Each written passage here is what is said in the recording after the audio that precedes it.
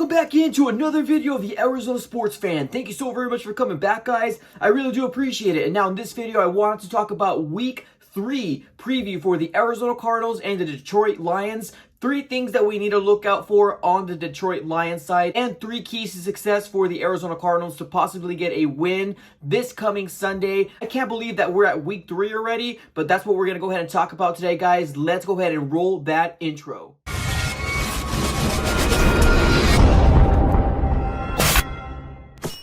Alright guys, welcome back. Now, like I mentioned in the intro, what I wanted to talk about today was Week 3 preview for the Arizona Cardinals and the Detroit Lions game. Now, please, first, if you're new, please consider subscribing to the AZ Sports Fan YouTube channel, and don't forget to drop a like. Now, I just recently released a video about the Arizona Cardinals possibly going 5-0 on this season. Do you think it's possible? If you do, I am going to be putting the video up here. I'll also be leaving it at the end as well, so you can go ahead and watch that as well. Give me your honest opinion if you do think the Arizona Cardinals can possibly go 5-0. But without further ado, let's go ahead and just jump right into it here. 3 things that we need to look out for the Detroit Lions. Now, when you look at their season so far, they are currently 0-2 on the record board, but I don't think the 0-2 really explains what kind of team that the Detroit Lions are.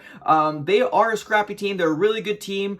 They have Matthew Stafford, which is a really great veteran type quarterback, but it doesn't seem like they're able to get the job done. Now, the very first game that they played was against the Chicago Bears, and it seemed like they really had a commanding lead on them, but unfortunately the lead ended up slipping away and the Detroit Lions ended up winning that game. Now, the second game they had against the Packers, they were winning at one point, but it seemed like Aaron Rodgers kind of did too much, or whatever the game plan happened, pretty much it just turned sideways really quick, and they ended up losing that game as well. But a few things that I really do feel like we should look out for: Kenny Golladay being their #1 wide receiver. This is going to be his 4th year in the NFL. He missed those very first 2 games, so the reliable wide receiver for Matthew Stafford hasn't been there for the very first 2 games. Now, of course, now that we're playing the Arizona Cardinals, they're saying that he most likely will play in this game. I think it's really going to go ahead and make the offense just look completely different because Matthew Stafford does have his reliable #1 wide receiver with him. A little bit on Kenny Golladay here. He has been in the league for 4 years. This is going to be his 4th year in the NFL. His last 2 years, he had over 1,000 receiving yards, so he is a bona fide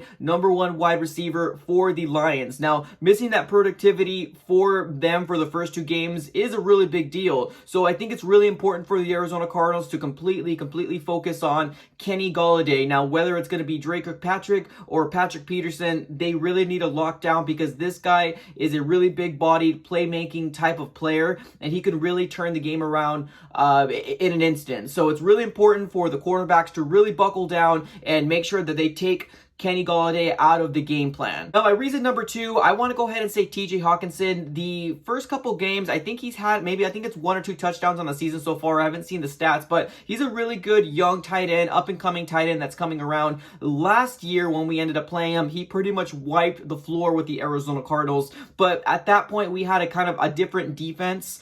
We weren't able to block the tight end to save our lives. I really do hope that he cannot take over the game like he did last year. It's really apparent, and it's something that we need to emphasize, that they're probably going to try to expose the Arizona Cardinals with TJ Hawkinson because of what they did last year. So it's really big emphasis, especially if it's going to be Devondre Campbell, or even if it's going to be Isaiah Simmons getting a little bit more snaps. We have to make it apparent that TJ Hawkinson is going to be a big part of their offense. So he is somebody that we definitely got to watch. Usually my 3rd point is going to be look out for the run game, but I don't really have too much fear in Adrian Peterson. I know he's probably a really good running back still, being that he has been in the league for quite some time. Also do have a young running back in Swift as well, but I don't really fear their running game at this point. Maybe if they get their passing game going, their running game will improve a little bit more, but I do feel like overall the Lions are kind of going through a, I don't want to say identity crisis, but kind of, I think they don't really know exactly what their offense entails at this moment.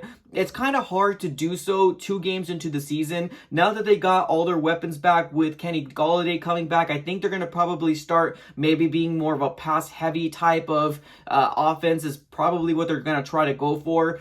So we got to make sure that they play sloppy. Now, I think one of the biggest things that had them losing the Packers game was that they ended up having a lot of penalties go against them, and we got to make sure that our edge rushers and everybody on that defensive line basically wreaks havoc on Matthew Stafford to make him uncomfortable in the pocket, to always go ahead and continuously give him some pressure to have him make mistakes out on the field. So I think it's very important to a big key to success for the Arizona Cardinals is make sure that that defensive line is wreaking havoc. If we can get 2 sacks, maybe even 3 sacks from our defensive line, I feel like that would be a very good game for the Arizona Cardinals defense. And now switching over to my team here, the Arizona Cardinals, I think it's very, very important. One key to success is to clean up the penalties that we had versus the Washington football team. We had over 7 to 8 penalties alone against the Arizona Cardinals, so I think it's really important to start cleaning that type of stuff up, especially when we start playing those big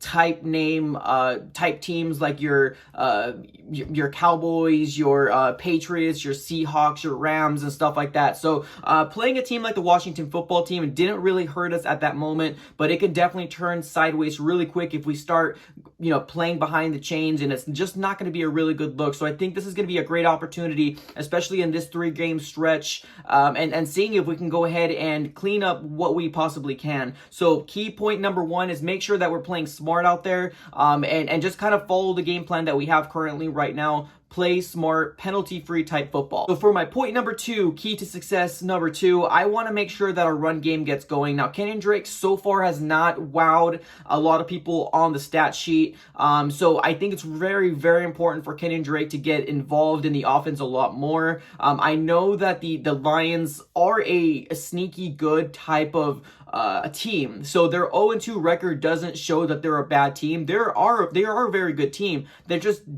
don't win so far right now. But granted, it's only been 2 games. But I think it's very important for the Arizona Cardinals to make sure that Kenny Drake does get involved more and make sure that that running game gets going. The reason why I say that is because I want to make sure that Kyler Murray doesn't always have to depend on his throwing and his running as well. Just because we need him to last, throughout the entirety of the season. So getting Kenny Drake, making sure that we're managing the clock on our own time is a big key of emphasis for the Arizona Cardinals. We need to make sure that running game gets going. Regardless if it's with Drake, which I would rather hope it would be Drake, but we also have Chase Edmonds, and then we also have Eno Benjamin, which I have not seen so far, but we need to make sure that run game gets going. All right, my key to success number 3, I think it's very, very important, and I kind of touched on talking about with the Lions things to look out for, is very, very important for the Arizona Cardinals defensive line to wreak havoc on Matthew Stafford. We need to make him uncomfortable. Chandler Jones, I want to see hopefully at least 1 to 2 sacks from you. If Devin Kennard can go ahead and get some hurries, if we can get some interior pressure, I feel like we're going to overall overwhelm them. And if we can go ahead and limit their offense to probably anywhere between 10 to 15 points, I feel like our offense will be able to take care of it at that point and easily score about 21 to 24 points on the Detroit Lions. I really do feel like it. So if we can somehow make sure that our defense holds them to 10 to 15 points, maybe even 17, I would see that as an absolute win. It's very, very important for Stafford to not get comfortable in the pocket, to go ahead and finding his big time players like Hawkinson, like Kenny Golladay.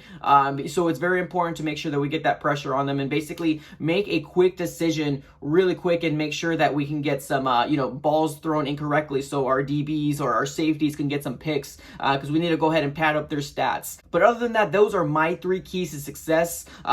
If you have something else, definitely put it in the comments below. But like I mentioned before, definitely drop a like on this video. And if you're new, please consider subscribing to the AZ Sports Fan. And that's all I got for this episode, guys. Thank you so very much, and I am out.